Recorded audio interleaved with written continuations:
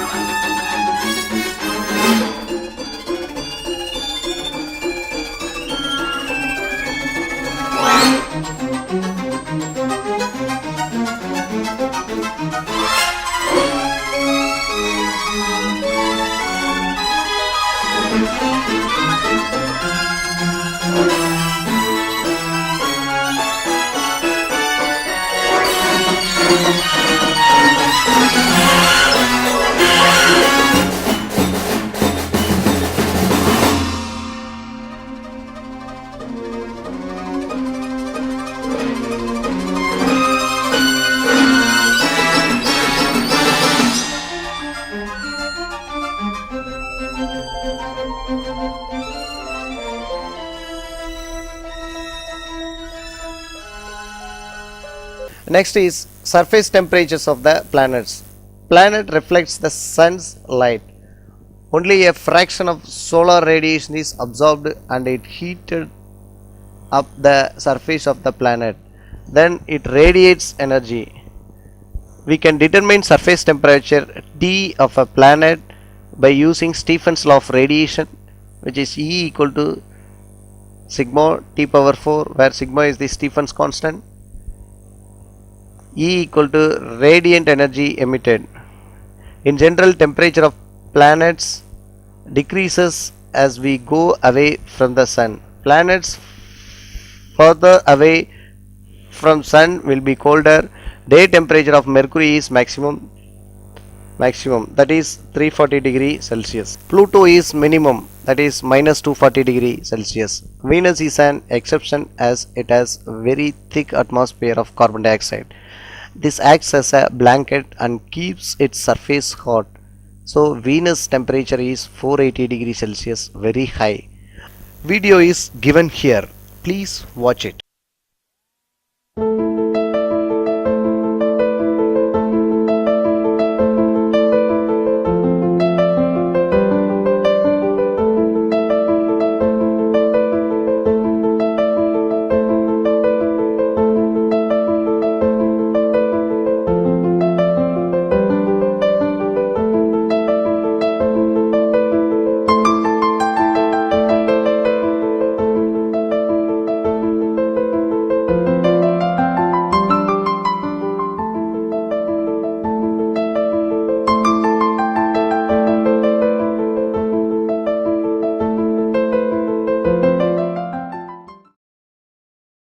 Most of the planets and the sun.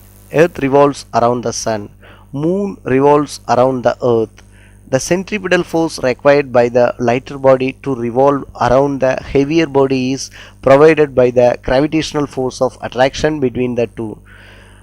M equal to 4 pi square by g into r cube by t square, where m is mass of sun, r is the distance of the sun from earth, t is the period of revolution of earth around the sun, capital G is the gravitational constant. Next topic is atmosphere. The ratio of the amount of solar energy reflected by the planet to the incident on it is known as albedo.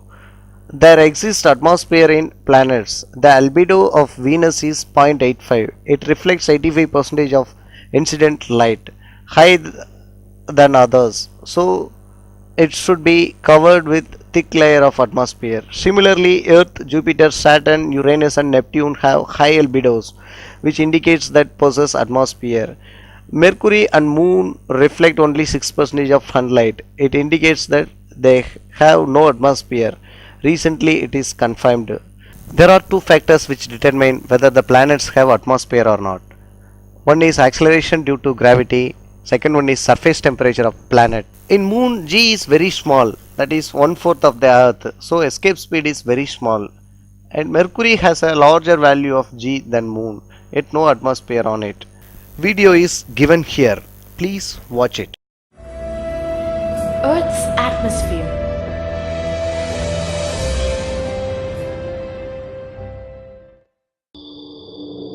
The atmosphere is made up of a mixture of gases, mostly oxygen and nitrogen, that wrap around the Earth like a blanket. The air of our planet is 79% nitrogen and just under 21% oxygen. The small amount remaining is composed of carbon dioxide and other gases.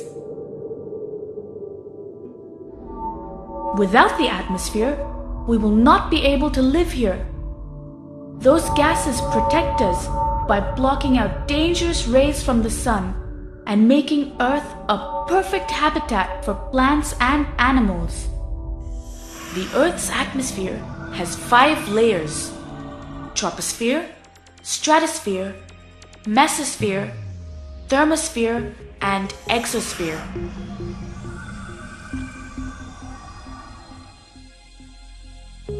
Atmospheric gases become thinner as you go higher. The troposphere is the lowest layer of the atmosphere. It begins at the surface and extends to between 7 kilometers, 23,000 feet at the poles, and 17 kilometers, 60,000 feet at the equator, with some variation due to weather factors. This part of the atmosphere is the most dense. As you climb higher in this layer, the temperature drops from about 17 to minus 52 degrees Celsius. The troposphere is known as the weather layer since snow, wind, and rain stick to this layer.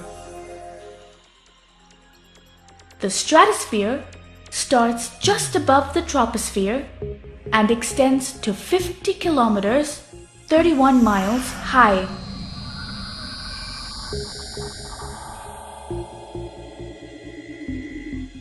Compared to the troposphere, This part of the atmosphere is dry and less dense.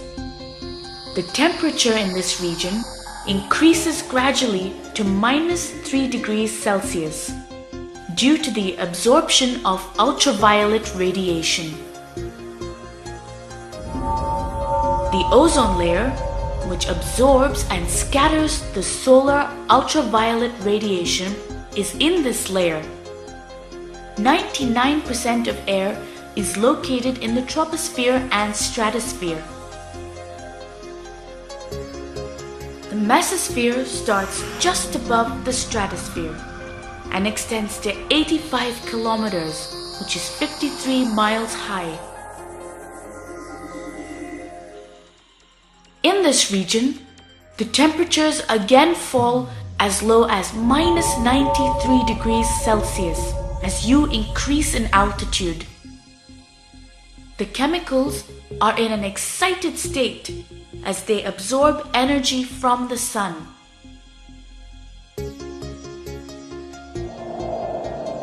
This is also where most meteors burn up when entering the atmosphere. The thermosphere starts just above the mesosphere and extends to 600 kilometers, 372 miles high.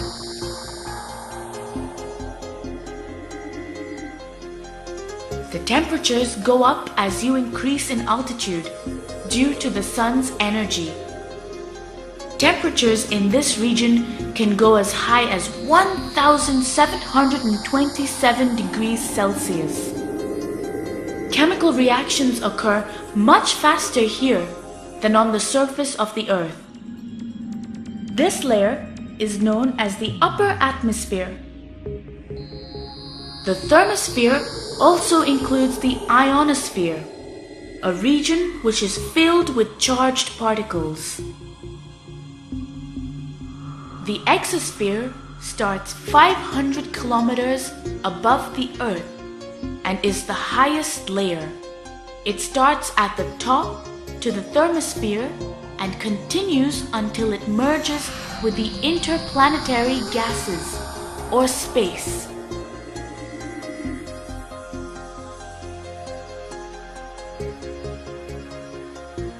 In this region of the atmosphere, hydrogen and helium are the prime components and are only present at extremely low densities.